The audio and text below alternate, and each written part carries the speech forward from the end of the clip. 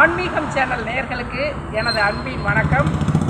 இன்றைய பதிவு சாதுக்கள் என்பவர்கள் யார்? இப்போது நான் நின்று கொண்டிருக்கின்ற இடம் வளமான பூமியான வடக்கு பொய்கை நல்லூர். இவ்வூரில்தான் கோரக்க சித்தர் ஐயா அவர்களுடைய ஜீவ சமாதி பீடம் அமைந்துள்ளது. கோரக்க சித்தர் ஜீவ சமாதி ஆன இடம் இங்குதான். இங்கு பல நூற்றுக்கணக்கான சாதுக்கள் வாழ்ந்து கொண்டிருக்கின்றார்கள். சாதுக்கள் என்பவர்கள் முழுக்க முழுக்க சந்நியாசம் பெற்றவர்கள்.